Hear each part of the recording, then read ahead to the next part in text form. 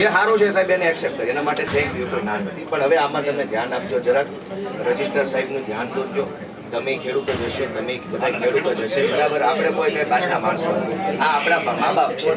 ખોટું થયું છે એ તો માનીએ છે, આમણે નથી કર્યું એ બધા દિલથી માને. જૂનાગઢ વિસાવદર વિધાનસભા પેટા ચૂંટણી આપ ઉમેદવાર ગોપાલ ઇટાલિયા દ્વારા અપાયું આવેદન. જિલ્લા સહકારી બેંકમાં ભ્રષ્ટાચાર બાબતે અપાયું આવેદન. મોટી સંખ્યામાં ખેડૂતો રહ્યા હાજર. વાંદરવડ, પસવડા સહિતના ગામમાં ખેડૂતો હારે છેતરપિંડી કરાઈના આક્ષેપ કરાયા. મૃતક વ્યક્તિના નામે ધિરાણ મેળવી લેવાયાના પણ આક્ષેપ કરાયા. 7/12માં જેનું નામ નથી તેના નામે ધિરાણ લેવાયાના આક્ષેપ. અનેક જગ્યાએ મંત્રીઓએ ગેરરીતિ કર્યાના આક્ષેપ કરાયા. બેંક દ્વારા અપાઈ સ્પષ્ટતા. 1 વર્ષ જૂનો મામલો છે અને જવાબદાર લોકો સામે કાર્યવાહી કરાઈ છે. બેંક 67 વર્ષથી ચાલે છે.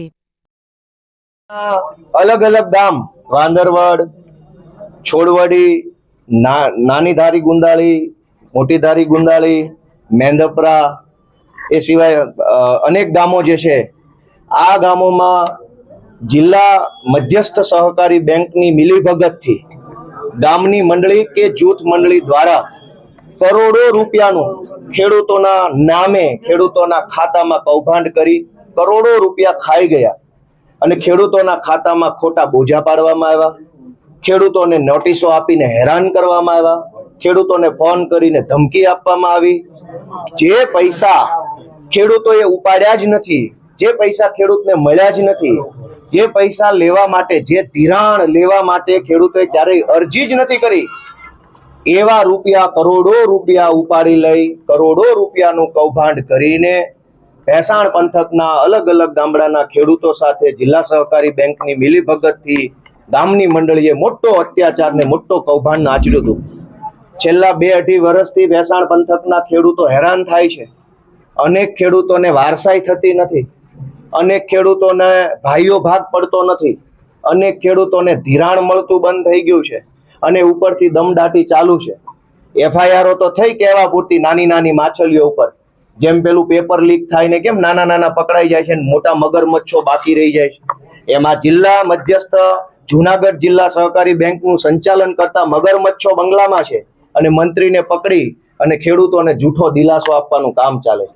કેમ ભાઈ મોટા મગરમચ્છો, ડિરેક્ટરો, ચેરમેનોની ધરપકડ ન થઈ? જે ખેડૂતની શાખ 3 લાખ રૂપિયા હોય, જે ખેડૂતની જિલ્લા મધ્યસ્થ સહકારી બેંકે નક્કી કરેલી શાખ જ 3 લાખ રૂપિયા છે, એને 8 લાખનું ધિરાણ કેવી રીતે મળ્યું? એ ધિરાણ આપવામાં જિલ્લા મધ્યસ્થ સહકારી બેંકના કર્મચારીઓ, ડિરેક્ટરો, એ બધાની શું ભૂમિકા રહી? મોટા માછલાને તારવી લીધા, મંત્રી ઉપર એફઆઈઆરો કરી, પણ એમાં ખેડૂતને શું ન્યાય મળ્યો? ખેડૂતના ખાતામાં તો આજે બોજો છે, ખેડૂત પાસે તો આજે ઉઘરાણાની નોટિસ ચાલુ છે, ખેડૂતને તો આજે તે ધિરાણ મળતું બંધ થઈ ગયું. એફઆઈઆર થઈ કે ન થઈ, પણ ખેડૂતનું શું? ખેડૂતને તો કોઈ ફાયદો ન થયો. તો આજે ભેસાણ પંથકના તમામ ગામના તમામ ખેડૂતો સાથે રહીને ખેડૂતોના વકીલ તરીકે અમે આજે જૂનાગઢ જિલ્લા મધ્યસ્થ સહકારી બેંકની અંદર રજૂઆત કરી છે. અહીંયા જે કિશોરભાઈ સાવલિયા ભેસાણ, અમે આજે જૂનાગઢ જિલ્લા બેંકે ખેડૂત 400 થી 500 ખેડૂતો અંદાજે આવ્યા હતા.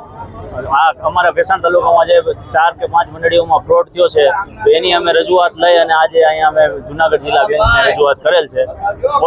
કોઈ ખેડૂતોને ખોટા નામ, જેનું જમીનમાં 7/12માં નામ જ નથી એવા ખેડૂતોના નામે ધિરાણ નોટિસો મોકલેલી છે.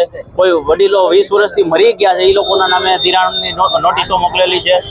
તે પછી કોઈ ખેડૂત એવા છે કે જેણે થોડી ઘણી બચત કરી અને ફિક્સ ડિપોઝિટ, બેંક ઉપર વિશ્વાસ કરી અને ફિક્સ ડિપોઝિટ મૂકેલ છે. તો આજે મંડળીઓ ઉઠી ગઈ છે, તો હવે એ ફિક્સ ડિપોઝિટ વાળા લોકોને રૂપિયા લેવા ક્યાં જવા? તે પછી અમુક તો એવા કેસ બનેલ છે કે એટીએમ કાર્ડ જે ખેડૂતના આવે એ પોતાને ઘરે આવવા જોઈએ, કાયદેસર નિયમ એવો હોય. તો આ તો મંડળીએ ડાયરેક્ટ જાય અને મંડળીના મંત્રી ડાયરેક્ટ એ લોકો ડાયરેક્ટ વહીવટ કરી લે એ પૈસામાંથી ઉપાડી.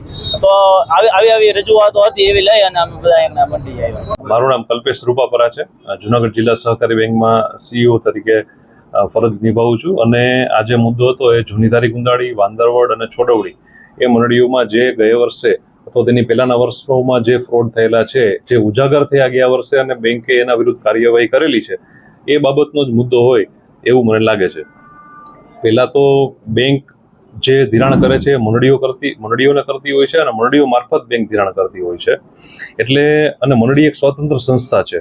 હવે મંડળી દ્વારા જે રેકોર્ડ રજૂ થાય છે એના અનુસંધાને બેંક કામ કરતી હોય છે કામગીરી. એટલે આમાં જ્યાં પણ બેંકને ચૂક લાગેલી હતી અથવા તો જ્યાં પણ બેંકના સ્ટાફ પણ ઇન્વોલ્વ હતા તો સ્ટાફ વિરુદ્ધ પણ બેંકે કાર્યવાહી કરેલ છે અને મંડળીઓમાં જે મંડળીઓના મંત્રી હોય કે કમિટી મેમ્બર હોય કે પ્રમુખ હોય તો એના વિરુદ્ધ પણ કાર્યવાહી કરેલ છે.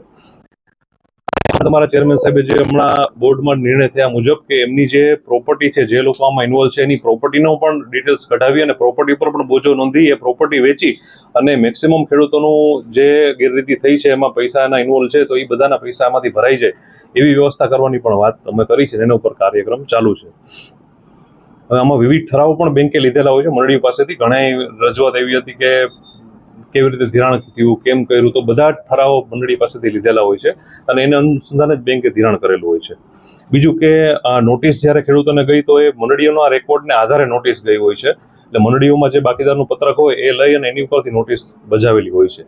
હવે એ નોટિસ બજાવ્યા પછી જ્યારે ખેડૂતોએ સામે વાત કરી કે ભાઈ અમારું ધિરાણ નથી એટલા માટે આપણે રજિસ્ટ્રારને પણ રજૂઆત કરેલી હતી. તો રજિસ્ટ્રાર અને સુપિરિયર ઓથોરિટી જે પણ છે, જે રિપોર્ટિંગ જે પણ ગાઈડલાઇન્સ આપેલી છે એ પ્રમાણે બધી જ જગ્યાએ રિપોર્ટિંગ કરેલું છે અને એ પ્રમાણે આગળ કાર્યવાહી ચાલુ છે. એના કોર્ટ કેસ પણ ચાલુ છે. તો કોર્ટ કેસ અને તપાસના રિપોર્ટને આધારે જે પણ કાર્યવાહી આગળ કરવાની થશે બેંક એ પ્રમાણે કરવા બંધાયેલી છે ને કરશે પણ.